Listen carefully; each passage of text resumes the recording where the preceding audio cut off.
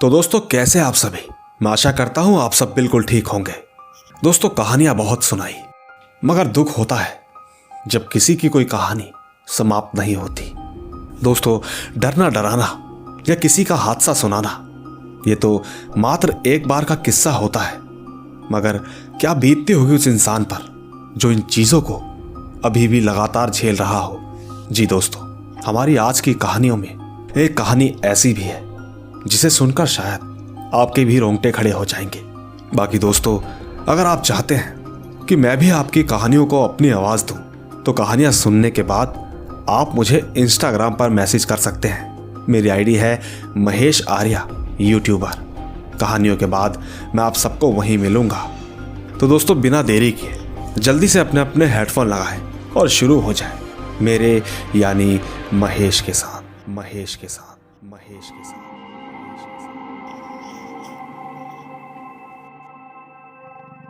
दोस्तों मेरा नाम दानिश है और मैं यूपी लखनऊ का रहने वाला हूं। मैं अक्सर आपकी सारी स्टोरी तकरीबन तब से सुनता आया हूं जब से यह आपने चैनल बनाया है। तो ठीक इसी तरह मैं अपनी एक सच्ची घटना जो मेरी खुद की है आप सबको बताना चाहता हूं। तो दोस्तों मैं एक मॉडल हूं और साथ ही बॉडी बिल्डर भी। तो जो मेरा घर है वो पुराने ज़माने का बना हुआ है। तो दोस्तों हुआ कुछ यूं, सबका कहना है कि मेरे घर में जिन्नात है। लेकिन दोस्तों मैं ये सब नहीं मानता था कि ऐसे ही एक दिन मेरे छोटे भाई को किसी ने कमरे में उठाकर पटक दिया। मैंने भी गुस्से में आकर उनको गाली बक दी। मैंने उनसे कहा कि मुझसे आकर लड़ो, कमजोर से क्या लड़ते हो। दोस्तों इसके बाद धीरे धीरे मेरी तबीयत खराब होना शुरू हुई। मुझे ऐसा लगता कि जैसे ही मैं सोता था तो न जाने कोई मेरे ऊपर आकर बैठ जाता। वो मुझे एक तरह से लॉक कर देता। उस वक्त मेरी आवाज भी नहीं निकलती।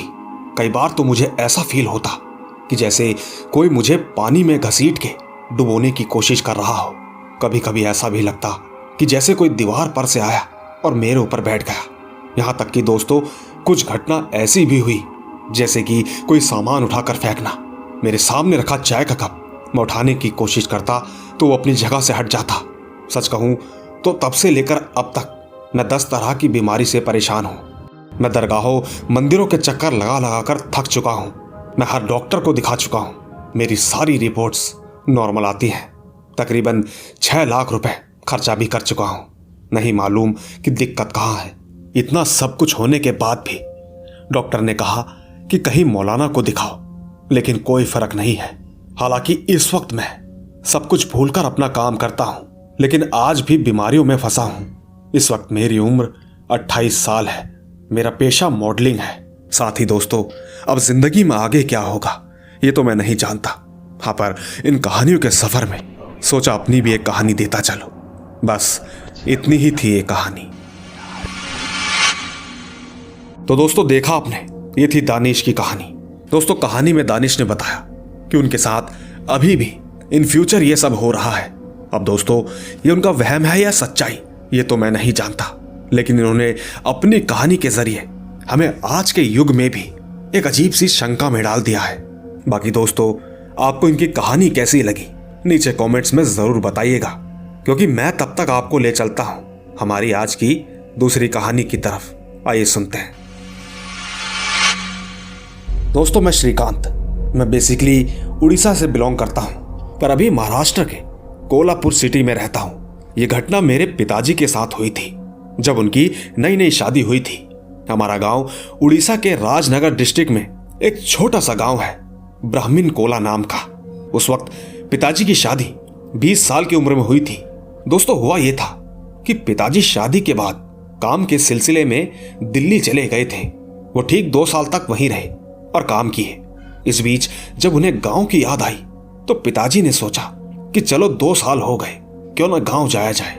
बस यही सोचकर वो निकल पड़े गांव की तरफ। उन्होंने दिल्ली से उड़ीसा के भुवनेश्वर सिटी तक ट्रेन से सफर किया। उसमें उन्हें किसी तरह की कोई दिक्कत नहीं हुई। वो एकदम आराम से पहुंच गए। वो लगभग 4 बजे के आसपास पहुंचे। अब उन्हें इससे आगे का सफर बस से तय करना था, पर उस दिन उन्हें बस थोड़ी लेट मिली, तकरीबन 7 बजे। सफर यूं ही कुछ 4.5 घंटे का था। खैर बस से वो राजनगर पहुंचे। उस समय 11:15 हो चुके थे। उन्हें एक बड़ी सी नदी भी क्रॉस करनी थी, जो कि उन्होंने नाव से की। खैर, उस नाव में पिताजी को हमारे गांव के एक अंकल मिल गए। इसी बीच उनमें बातचीत शुरू हुई। उन्होंने बताया कि कैसे वो 2 साल दिल्ली में काट कर आए हैं और कैसे अचानक उनका मन हुआ बहुत कुछ। नदी क्रॉस करने के बाद पिताजी एक जगह जाकर रुक गए। अंकल ने पूछा कि क्या हुआ, रुक क्यों गए? पिताजी ने कहा कि रात हो गई है, अभी भी घर 4 से 5 किलोमीटर दूर है, ऑटो रिक्शा भी नहीं मिलेगी, और अब जाएंगे कैसे? दोस्तों, हमारे गांव से पहले एक गांव है बितारगढ़। दोस्तों, उसके आगे का रास्ता बहुत ही डरावना है। कहते हैं कि वहां भूत प्रेत घूमते हैं। पिताजी ने कहा कि वहां मुझे डर लगता है, लेकिन अंकल ने कहा कि तू डरता क्यों है, मैं तेरे साथ में हूं। इसी तरह चलते चलते उन्हें 1 बज गया। वो दोनों उस भितारगढ़ गांव के आगे आ गए। रास्ते में अचानक उन अंकल ने पिताजी का एक हाथ पकड़ लिया और कहा कि चलो, कुछ नहीं होगा। वो दोनों कुछ दूर बढ़े ही थे कि अचानक उनके सामने एक कुत्ता आ गया। पिताजी ने कहा कि देखिए, ये कुत्ता ठीक हमारे सामने आ गया है और रास्ते से हट भी नहीं रहा है। हालांकि उस वक्त दोनों जैसे जैसे धीरे धीरे आगे बढ़ रहे थे, वैसे वैसे उस कुत्ते की हाइट भी अचानक से बढ़ रही थी। अंकल ने पिताजी से कहा कि तू बस नीचे की तरफ देख और चुपचाप चल, बस मेरा हाथ पकड़ के रख। हाँ, इस बीच कुछ भी हो जाए तो ऊपर मत देखना। इसके बाद दोनों चलने लगे। अंकल भी कुछ अजीब से मंत्र बुदबुदा रहे थे। वो कुत्ता ठीक कभी उनके आगे तो कभी उनके पीछे घूम रहा था। बीच बीच में वो रो भी रहा था। खैर, जैसे ही वो अपने गांव की सीमा के अंदर आए तो अचानक पीछे से आवाज आई। उस आवाज ने कहा कि तेरी किस्मत अच्छी है जो तू अकेला नहीं आया, अगर अकेला होता तो आज तू जिंदा नहीं बच पाता। पिताजी ने तुरंत अंकल से पूछा, ये कौन था? अंकल ने कहा कि वो एक भयानक प्रेत था जो इस रोड पर बहुत सालों से रहता है। वो अक्सर आने जाने वालों को परेशान करता है। हाँ, अगर कोई रात में अकेला आ जाए तो उसे मौत के घाट उतार देता है। पर अब तुम डरो मत, कुछ नहीं होगा।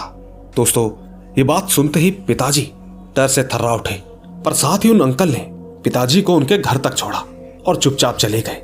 पिताजी ने जब घर का दरवाजा बजाया तो दरवाजा उनकी भाभी ने खोला। भाभी उन्हें देखकर एकदम हैरान हो गई। वो सोचने लगी कि इतनी रात को ये आए कैसे। पिताजी ने कुछ नहीं कहा और जाकर चुपचाप सो गए। अगले दिन उन्हें बहुत तेज बुखार आया तो भाभी ने एक ओझा को बुलाया। ओझा ने उनकी झाड़ फूंक की, जिसके बाद अगले दिन उनकी तबीयत पहले से थोड़ी ठीक हो गई। जब सब कुछ नॉर्मल हुआ तो सब पूछने लगे कि क्या हुआ था।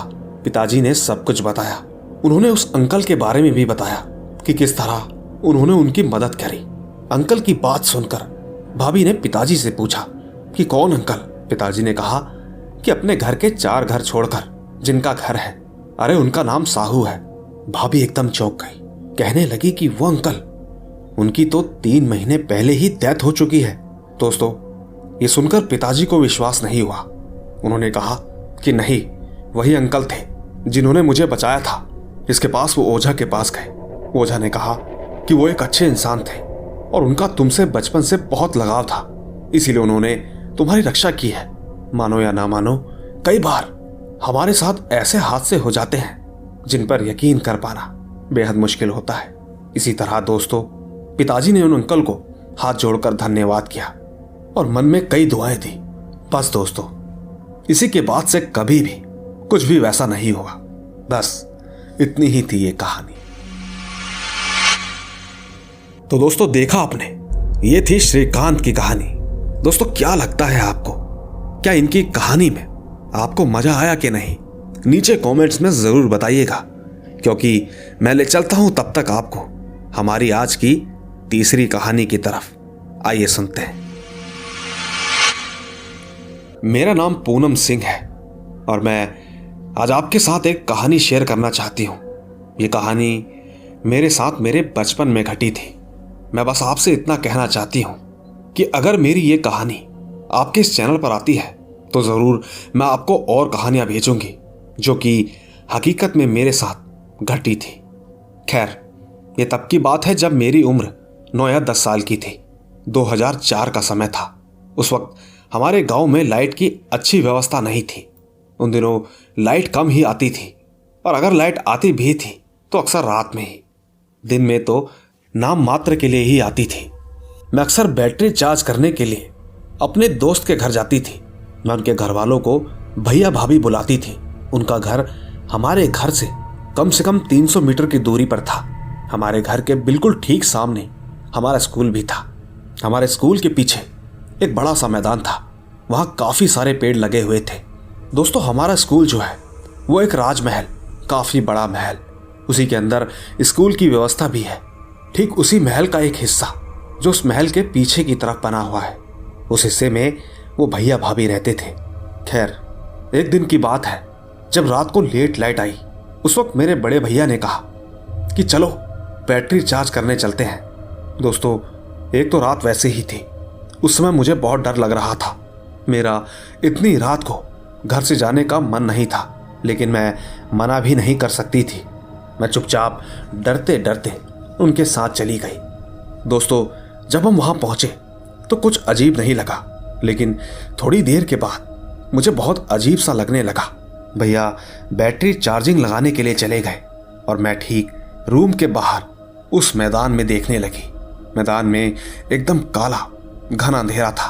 बस वहाँ रोशनी थी तो बस एक रूम की, जो कि हमारे ही रूम की थी, जहाँ पर एक बल्ब जल रहा था।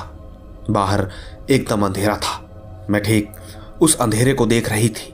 मुझे वहाँ काला काला कुछ बड़ा अजीब सा आकार दिखाई दिया। उसे देखकर मैं एकदम डर गई और मैंने वहाँ देखना बंद कर दिया। इसी बीच मुझे किसी औरत की रोने की आवाज़ आने लगी। दोस्तों, उसकी आवाज़ ऐसी थी जैसे कोई नाक के सहारे रो रहा हो। मैं बहुत ज़्यादा डर चुकी थी, पर एक अजीब बात और थी कि मेरे भाई को कुछ सुनाई नहीं दे रहा था, जबकि मैंने उन्हें सब कुछ बताया कि बाहर कोई मैदान में रो रहा है।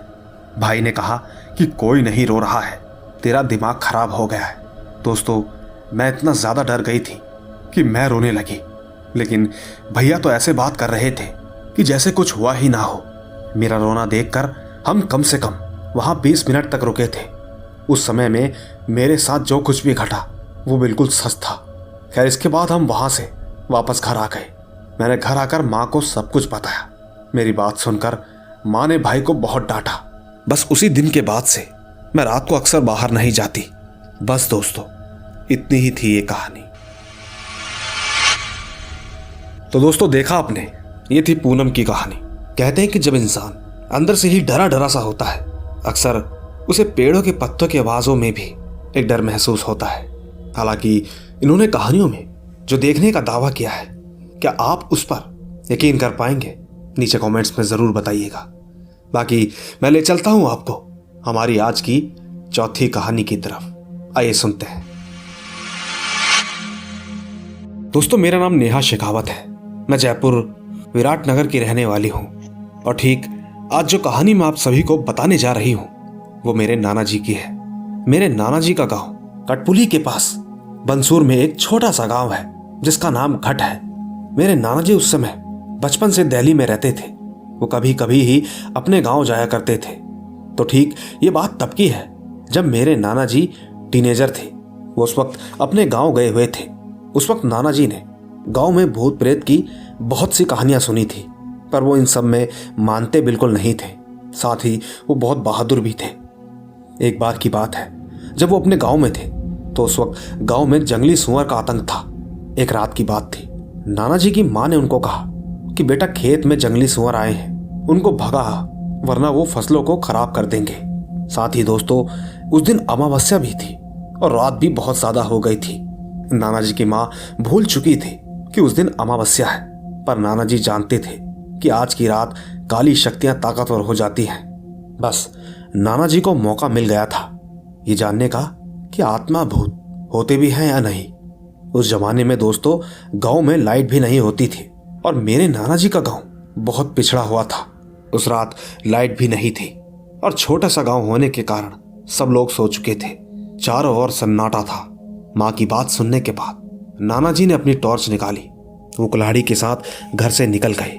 घर से निकलकर जब नाना जी ने देखा तो हर तरफ अंधेरा और सन्नाटा था। उस वक्त सिर्फ कुत्तों की आवाजें आ रही थी, पर नाना जी बिना डरे सीधा खेतों की ओर निकल गए। नाना जी का खेत उनके घर से करीबन 2 किलोमीटर दूर था। दोस्तों, 2 किलोमीटर बहुत होता है। खैर, जब नाना जी खेत में आए तब उनको खेत से फसल काटने की आवाज आई। उन्होंने सोचा कि इतनी रात को कौन फसल काट रहा है। उस वक्त 11 बजे के आसपास टाइम हो गया था। यह समय सर्दियों का था।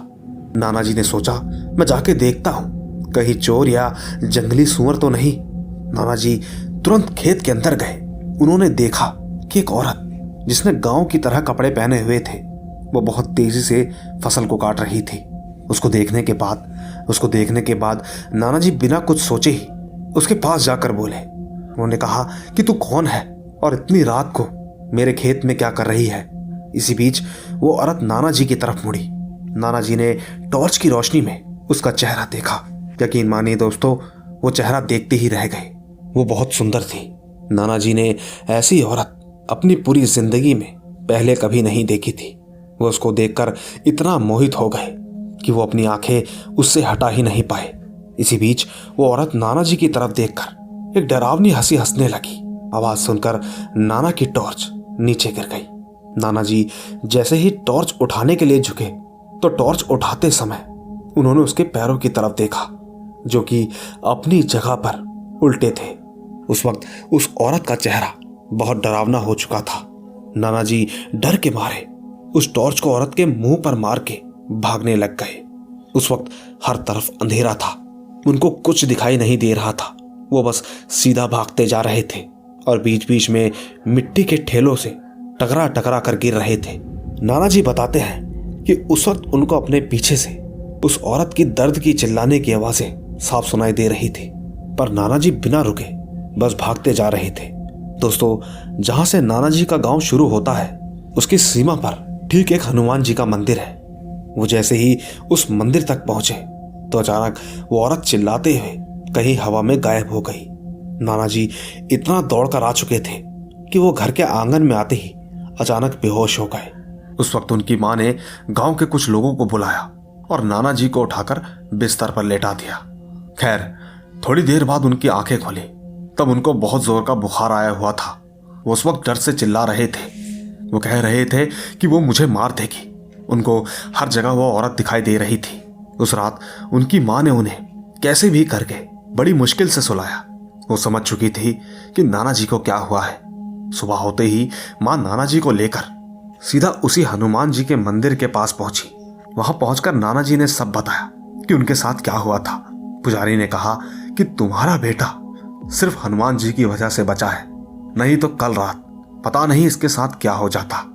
दोस्तों, इसके बाद नाना जी ने हनुमान जी के दर्शन किए और चुपचाप घर चले गए। सच कहूं तो दोस्तों, उस दिन के बाद से नाना जी भूत प्रेतों में तो मानने ही लगे हैं, पर कहीं ना कहीं साथ में ही उनमें हनुमान जी के लिए भी मन में एक बहुत बड़ी आस्था बन गई है। बस इतनी ही थी ये कहानी। तो दोस्तों, ये थी नेहा शेखावत की नाना जी की कहानी। दोस्तों, इस कहानी की वजह से चलो कम से कम किसी के मन में ऊपर वाले की ऐसी आस्था तो बनी जो शायद जिंदगी भर कभी नहीं उतरेगी। आखिरकार वो है तभी तो इंसान भी है। बाकी दोस्तों, आपको इनकी कहानी कैसी लगी नीचे कमेंट्स में जरूर बताइएगा, क्योंकि तब तक मैं ले चलता हूं आपको हमारी आज की आखिरी कहानी की तरफ। आइए सुनते हैं। दोस्तों, मेरा नाम शिवांशु राजपूत है। मैं पंजाब का रहने वाला हूं। बस आपको बता दूं, ये कुदरत का खेल है जो कि मैं सह रहा हूं। इस वक्त मेरा सब कुछ बर्बाद हो गया है। न जाने अब मैं एक नॉर्मल लाइफ जी पाऊंगा या नहीं, मैं नहीं जानता। मैं बस इसी तरह ही बेबस होकर अपनी जिंदगी काट रहा हूं। बस सोचा कि आज आपको अपनी दास्तां इस चैनल के माध्यम से सबके साथ शेयर कर सकूं। मुझे लगता है कि शायद कोई तो होगा जो मुझे इसका इलाज बता सके, इन सब चीजों से बाहर आने का। खैर, अब मैं अपनी आपबीती पर आता हूं। साल 2021, उन दिनों मेरी शादी होने वाली थी। हमारे पंजाब में ये रिवाज है कि शादी के 5 दिन पहले शरीर पर हल्दी की रस्म होती है, जिसको लगाने के बाद घर से बाहर कदम रखना भी एकदम मना है। आपको बता दूं कि मैं पेशे से एक फॉरेस्ट रेंजर था, लेकिन इस वक्त मेरी जॉब भी जा चुकी है। मुझे हालातों ने इतना लाचार कर दिया है। खैर छोड़ो, मुझे शाम को हल्दी लगनी थी और रात को ही हमारे officer chief conservator of forest का फोन आया। उन्होंने कहा कि जंगल में लकड़ियों की कटाई चल रही है गैर कानूनी तरीके से। दोस्तों, मुझे वहां रेड मारने जाना पड़ा।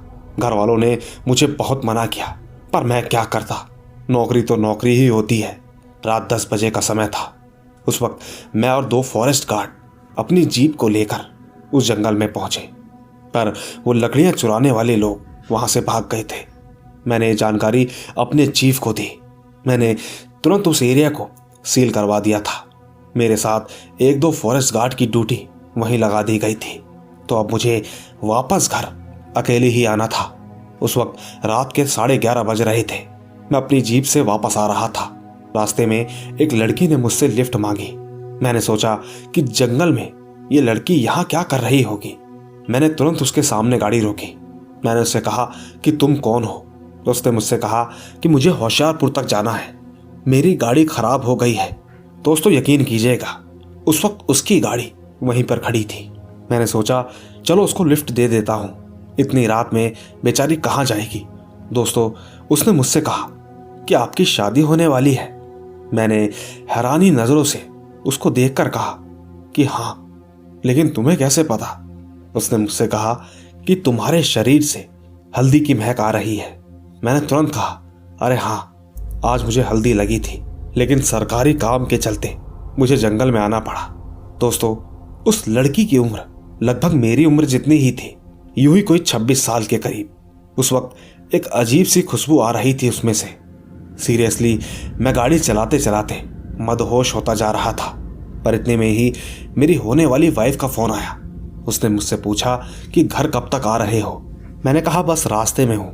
एक्चुअली मैं अपनी होने वाली वाइफ को पहले ही बताकर आ चुका था कि मैं जंगल जा रहा हूँ। इसी बीच अचानक वो लड़की बोली कि तुम्हारी वाइफ का नाम नंदनी है ना।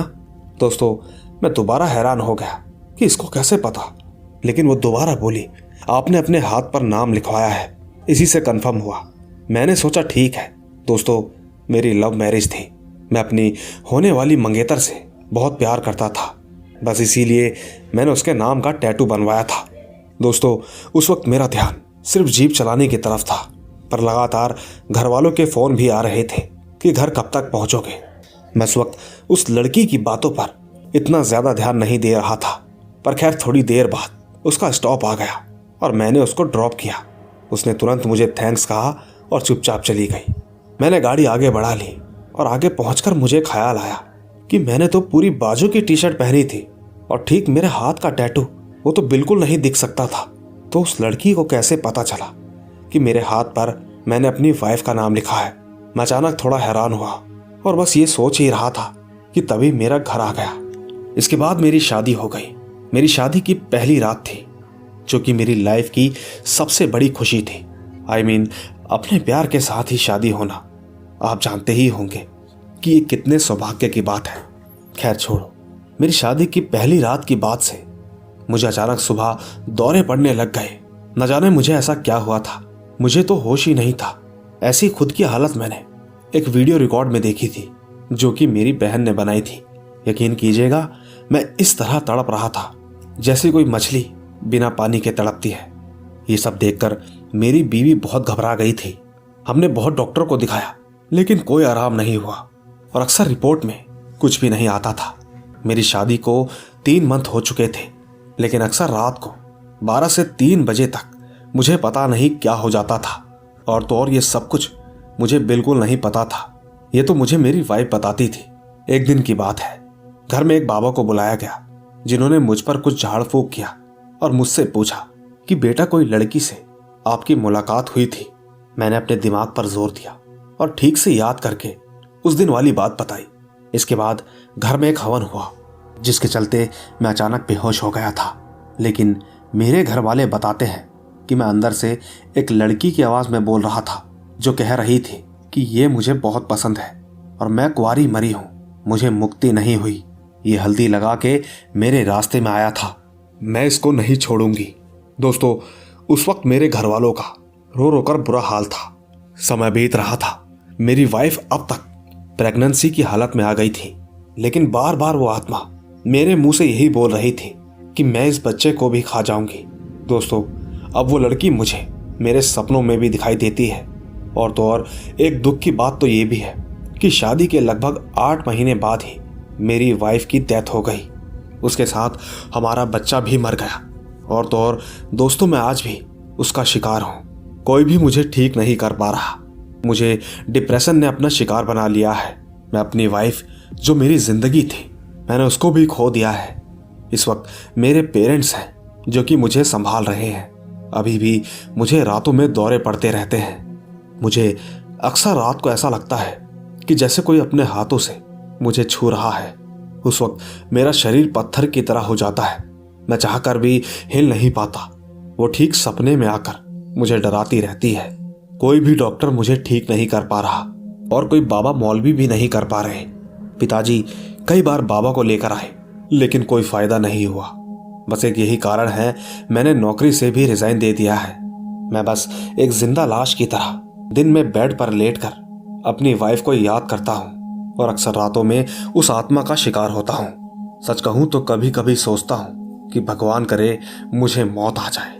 बस यही चल रहा है मेरी जिंदगी में।